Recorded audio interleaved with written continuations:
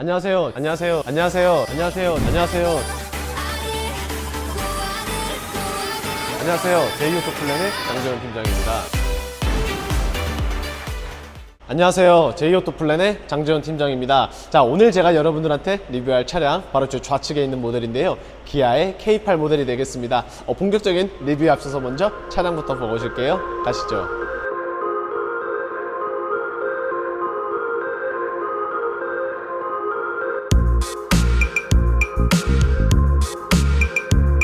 자, 본격적인 리뷰를 한번 시작을 해볼 텐데요. 우선 K8 다들 아시는 것처럼 최근 페이스리프트가 되었습니다. 그렇기 때문에 아마 많은 분들이 관심을 갖고 계시지 않을까 라고 생각이 되고 있는데요. 오늘의 차량 같은 경우에는 K8 하이브리드 모델이 아니라 2.5 가솔린 모델입니다. 등급 같은 경우에는 중간 등급이라고 할 수 있는 노블레스 등급이고요. 그리고 옵션 같은 경우에는 드라이브 와이즈 딱 하나만 들어가 있는데 조금 부족할 것 같다 라고 생각이 되겠지만, 그렇다면 과연 정말 이 차량이 부족함이 있는지, 아니면은 노블레스의 드라이브 와이즈 하나만 있어도 충분한지 바로 확인을 한번 해볼 텐데요. 지금부터 리뷰 시작해 볼게요. 가시죠.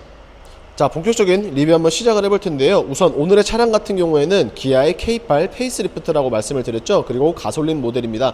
컬러 같은 경우에는 외장 인터스텔라 그레이고요. 시트 같은 경우에는 뉴트럴 베이지라는 컬러의 조합을 가지고 있는데 굉장히 세련됐다고 저는 생각을 하고 있습니다. 자, 전면부터 한번 보실 텐데, 우선 라이트 같은 경우에는 과거 세대와는 다르게 확실히 이렇게 세로 형태로 뽑아 놓은 라이트가 가장 먼저 보이고 있습니다. 정확하게 자세히 보시면은 이렇게 네 발의 포인트를 주고 있어서 훨씬 더 멋스럽고, 그와 동시에 패밀리 룩을 강조를 했다라고 생각이 되고 있으며, 기아 로고를 중심으로 하단부 같은 경우에는 이런 식으로 하나의 패턴을 가지고 있다라고 할 수 있는데, 옵션을 어떻게 설정을 하느냐에 따라 다르겠지만 스타일 옵션 2를 넣게 되시면은 이 부분에 있어서 웰컴 라이트가 나옵니다. 하지만 해당 차량 같은 경우에는 스타일 2 옵션이 없기 때문에 그 부분은 빠졌다, 조금은 아쉽다라고 할 수 있고요. 자, 그리고 지금 보시는 것처럼 기본적으로 드라이브 와이즈 하나만 있음에도 불구하고 서라운드 뷰 카메라가 가능합니다. 그리고 하단부에는 역시나 마찬가지로 반자율 주행 가능하고요.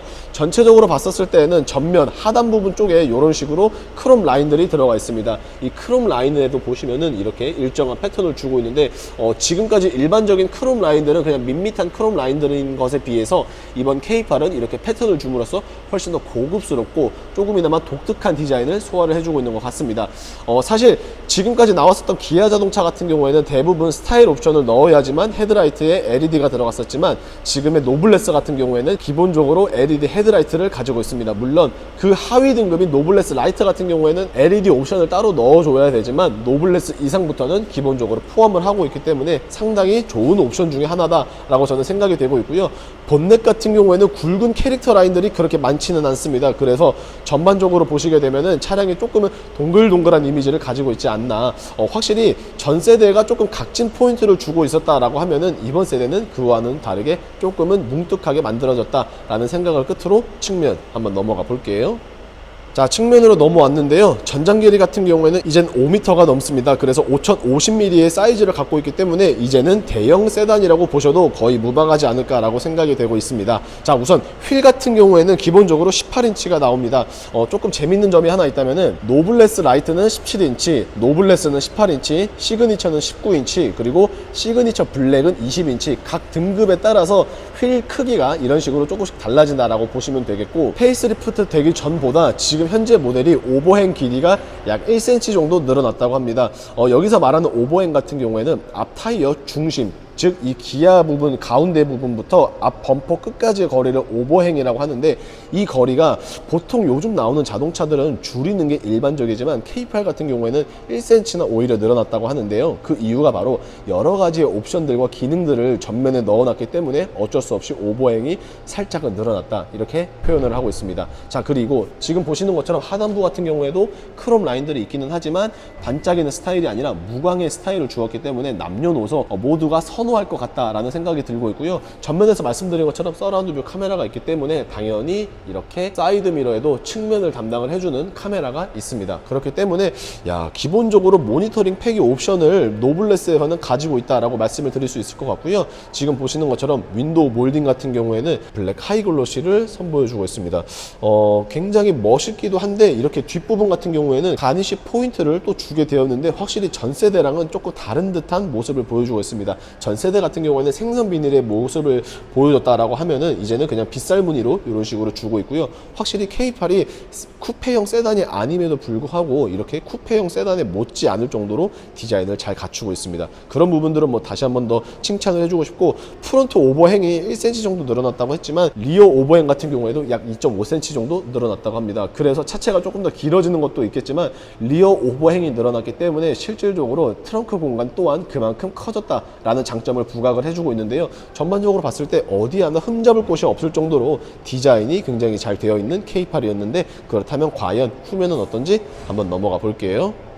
개인적인 생각일 수도 있겠지만 많은 분들이 후면 같은 경우에는 사실상 전면이나 측면에 비해서 그렇게 많이 바뀌지는 않았다라고들 말씀을 하고 있습니다. 특히 리어 램프 같은 경우에도 그렇게 크게 디자인이 변한 것은 아니지만 이렇게 디자인 요소를 자세하게 보시면은 전면과 마찬가지로 일정한 패턴을 현재 소화를 해주고 있습니다. 그리고 뿐만이 아니라 전면과 마찬가지로 후면에 크롬 라인들 또한 이렇게 패턴을 줬기 때문에 이런 부분들에 있어서는 나름 괜찮지 않나 라고 생각이 되고 있고요. 그 대신 라이트는 크게 변하진 않았지만 범퍼 같은 경우에는 상당히 다른 듯한 디자인을 연출해 주고 있습니다. 지금 보시는 것처럼 굵직한 캐릭터 라인들은 많이 사라졌지만 그 대신 빵빵하게 굴곡을 넣어놨기 때문에 뭐 어느 누가 이 디자인에 대해서는 뭐라 하지 않을 것 같다라고 저는 생각이 되고 있고요.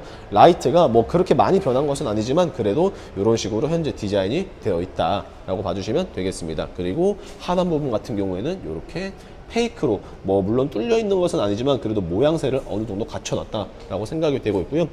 트렁크 공간 같은 경우에는 확실히 많이 늘어났다는 것은 사실인 것 같습니다. 이전과 동일하게 폴딩은 따로 지원을 하고 있지는 않지만 그래도 기본적인 트렁크 용량이 워낙 넓다 보니까 이 정도면은 뭐 제가 봤었을 때는 골프백 3개는 무난하게 그냥 들어가지 않을까라고 생각이 되고 있고요.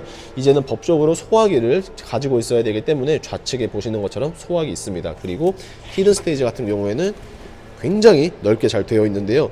섹션의 구분도 굉장히 잘 되어 있고요. 깊이 또한 나쁘지 않기 때문에 저는 이 정도면은 뭐 히든 스테이지가 정말 만점을 줄 수 있을 정도로 굉장히 넓어졌다라고 생각이 되는데, 실내 한번 넘어가 볼게요.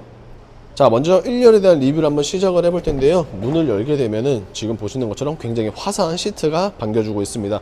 베이지 시트라서 그런지 확실히 화사한 것은 분명하겠지만 관리는 조금 신경을 써주셔야 된다라는 말씀을 드릴 수 있고요. 노블레스입니다. 사실 중간 등급임에도 불구하고 지금 보시는 것처럼 메모리 시트 2가지 가지고 있고요. 그 외쪽으로는 그냥 다 평범하다라고 보실 수 있을 것 같습니다. 그리고 아무래도 메모리 시트를 가지고 있기 때문에 이 차량의 경우 컴포트 액세스 또한 가지고 있습니다. 아까 문 열었을 때 자세히 보신 분들도 계시겠지만 문을 열었을 때 시트가 뒤로 밀려나고요. 반대로 차량에 탑승을 하게 되면은 시트가 앞으로 이제 당겨져서 조금 더 편하게 운전을 하고 내리고 하실 수 있다라고 말씀을 드릴 수 있는데, 일단 기본적으로 베이지 컬러이긴 하지만 핸들이 지금 보시는 것처럼 투톤입니다. 그래서 사이드 부분 같은 경우에는 검정색으로 되어 있고 가운데 부분은 흰색으로 되어 있는데요. 그렇다 보니까 보기에도 굉장히 깔끔하지만 이 그립 부분에 있어서는 검정색의 가죽을 가지고 있어서 확실히 때가 조금 덜 탄다, 그렇게 봐주시면 좋을 것 같습니다. 한번 탑승해 볼게요.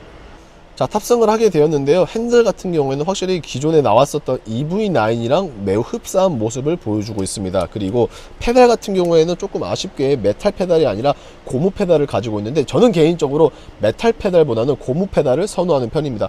왜 그러냐면은 메탈 페달이 조금 멋있어 보이고 고급스러워 보일 수는 있겠지만 이제 미끌림 방지 부분을 생각을 해보면은 당연히 메탈보다는 고무가 좋다라고 생각이 되고 있고요.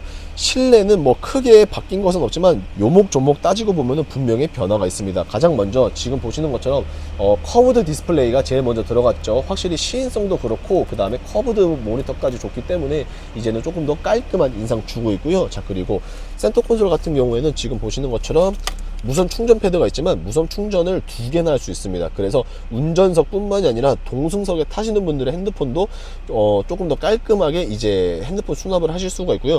안쪽으로 보시면은 시거잭이나 그런 것들은 사라졌고 무조건 C타입의 USB만 지원을 해줍니다. 그리고 디스플레이 같은 경우에는 원 패널로 이렇게 동일한데, 이거는 뭐 기존 K8과 동일하게 그냥 설정이 되어 있다라고 봐주시면 될 것 같고, 나머지 부분에 있어서는 굉장히 깔끔합니다. 기어 변속 같은 경우에는 지금 보시는 것처럼 조그 셔틀 방식을 가지고 있기 때문에 뭐 이런 부분들은 크게 차이가 없고, 그리고 블랙 하이글로시가 들어가지 않다는 게 저는 굉장히 좋습니다.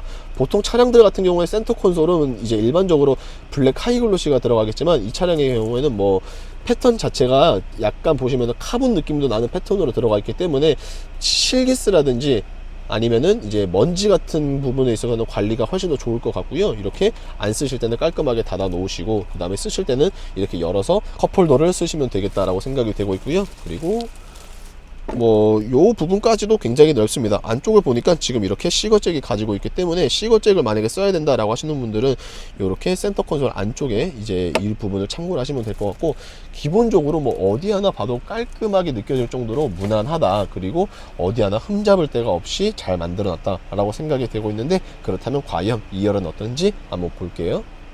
확실히 1열에 비해서 2열에 보니까 이렇게 시트가 베이지감이 굉장히 깔끔하게 잘 도드라지고 있는 것 같습니다.